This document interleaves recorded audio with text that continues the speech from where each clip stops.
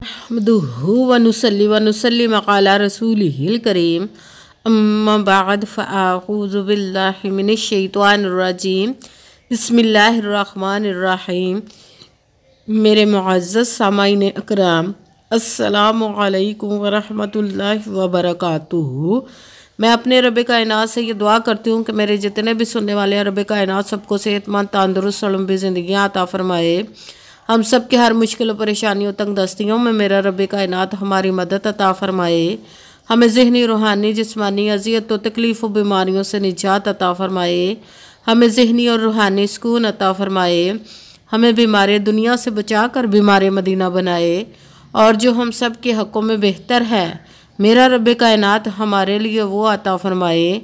और जो हमारे हक़ों में बेहतर नहीं उसका ख़्याल भी हम सब के दिलों से निकाल दे और हम सब को अपनी रज़ा पर राज़ी रहने वाला बना दे। आमीन सुमा आमीन। माशाल्लाह से आज रमज़ानुल मुबारक की 9 तारीख़ और दूसरा पीर शरीफ है। आज पीर के दिन जो मैं आप लोगों के लिए वजीफ़ा लेकर आई हूँ वो सूरह कौसर अस्तगफिरुल्लाह या अल्लाह या मोहम्मद का पावरफुल मुजरब वजीफ़ा है। आप इस वजीफ़े को रब कायनात के गैबी ख़जानों से दौलत लेने के लिए पढ़ सकते हैं।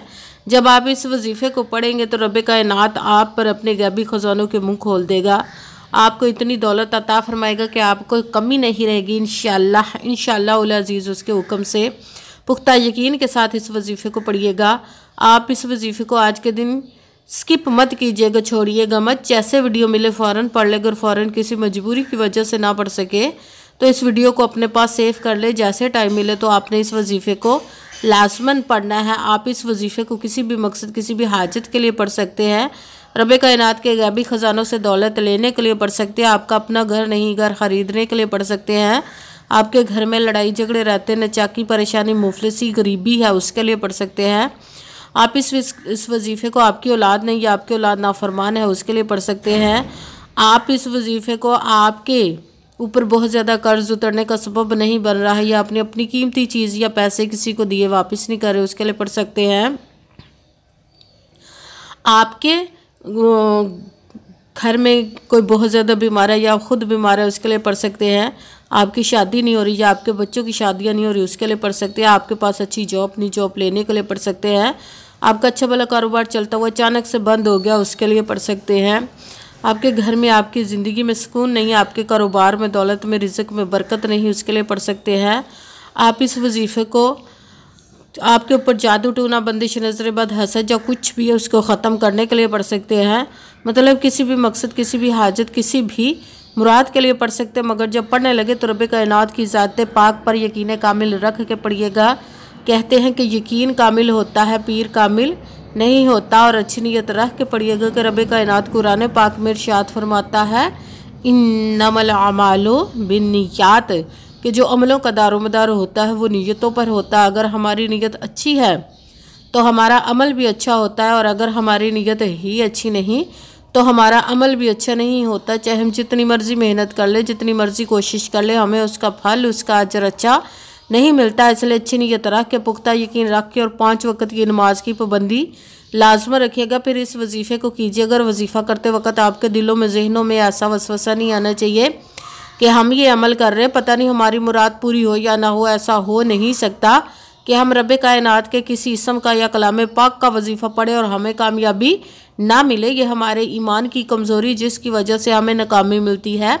आपने सिर्फ अमल करना, उसका फल उसका अजर देना उस ज़ाते पाक का काम है, क्योंकि उसकी दस्ते कुदरत से कोई चीज़ बाहर नहीं। उसके कुन कहने की देर और फयाकुन हो जाता है। आपने अमल करने के बाद उसके कुन का इंतज़ार करना है। इंशाअल्लाह उल अज़ीज़ रब कायनात अपने हुक्म से आपकी तकदीर के बंद तालों को खोल देगा, नसीब के सितारों को चमका देगा। आपकी ज़िंदगी में ऐसे ऐसे मोजज़े अता फ़रमाएगा कि आप खुद देखकर हैरान रह जाएंगे। आपको कभी किसी चीज़ की कमी नहीं रहेगी इंशाअल्लाह उल अज़ीज़ उसके हुक्म से। अगर वीडियो अच्छी लगे तो इसको लाइक ज़रूर कीजिएगा और आगे भी शेयर कर दीजिएगा ताकि किसी दूसरे को हमारी वजह से फ़ायदा पहुँचे तो हमारे लिए सदका जारिया बन जाए। जो नए हैं इस चैनल पर इस चैनल को सब्सक्राइब कर ले, बेल आइकन को भी दबा लें ताकि मेरी अगली आने वाली वीडियो आप तक पहुंच सके। अगर कोई मुझसे किसी मसले के बारे में सहारा करवाना चाहते, किसी काम का हिसाब लगवाना चाहते, किसी काम के लिए वजीफ़े को पूछना चाहते हो, या कुरान पाक ऑनलाइन पढ़ना चाहते, महफिल मिलादुन नबी के लिए बुलवाना चाहते हो, तो व्हाट्सअप का नंबर वीडियो पर चल रहा है, आप लोग मुझसे रब्ता कर सकते हैं। अगर मेरे भाई या बुज़ुर्ग मुझसे रब्ता करना चाहते हो तो व्हाट्सअप पर वॉइस मैसेज करके अपना मसला बता सकते हैं। अगर बहनें या माएँ मुझसे रब्ता करना चाहती हों तो व्हाट्सअप पर वॉइस कॉल करके मुझसे बात कर सकती हैं, अपना मसला बता सकती हैं। आपने वजीफ़ा करने से पहले कमेंट्स में अपना नाम, जहाँ रहते हैं जगह का नाम और अल्लाह पाक का इकराम ज़रूर लिखना है, ताकि मैं भी आप लोगों के लिए दुआ कर सकूँ और फिर वजीफ़े की भी आप लोग को इजाज़त मिल जाएगी। आपने वजीफ़ा करने से पहले पूरी वीडियो को ध्यान के साथ सुन के समझ के फिर वजीफ़े को करना है।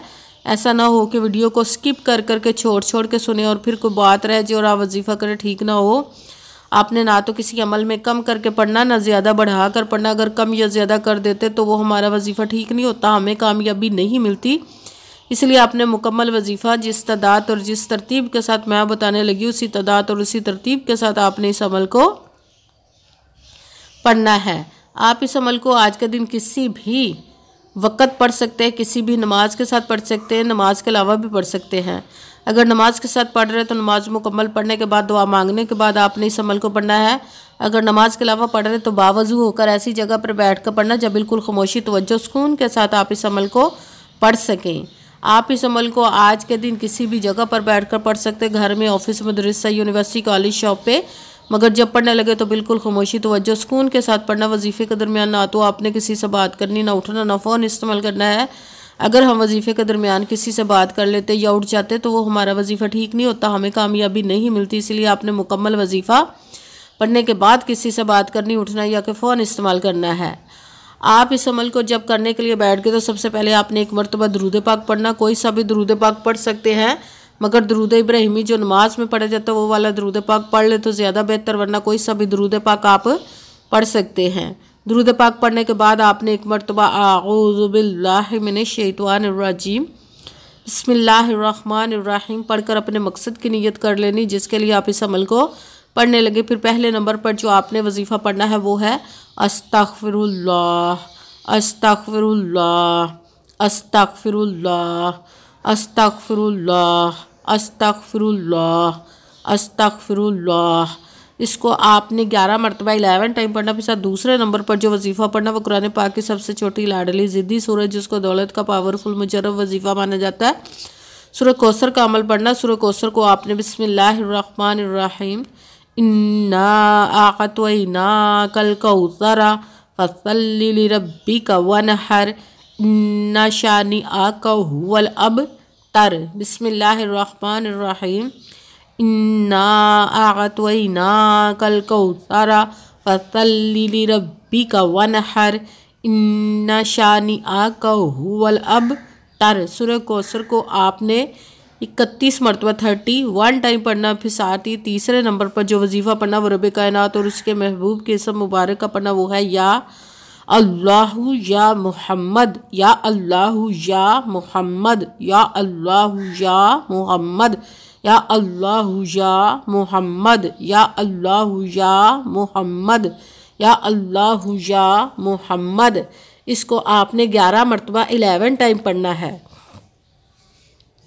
सबसे पहले एक मरतबा दुरूद पाक पढ़ा, फिर एक मरतबा आऊज़ु बिल्लाहि मिनश शैतानिर रजीम बिस्मिल्लाहिर्रहमानिर्रहीम पढ़कर अपने मकसद की नीयत कर लेनी, जिसके लिए आप इस अमल को पढ़ने लगे। फिर पहले नंबर पर जो आपने वजीफ़ा पढ़ना है वो है अस्तगफिरुल्लाह।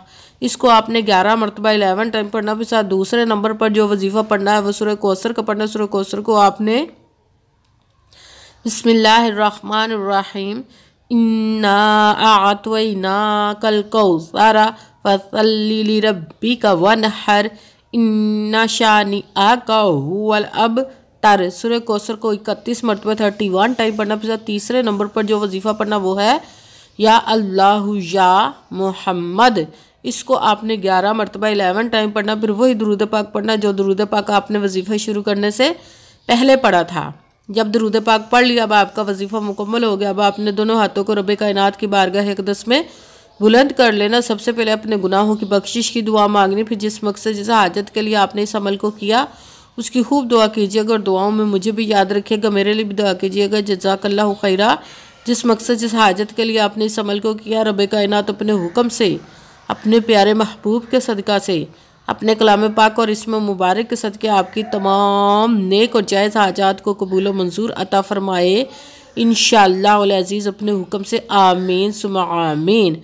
अस्सलामु अलैकुम व रहमतुल्लाहि व बरकातुहू।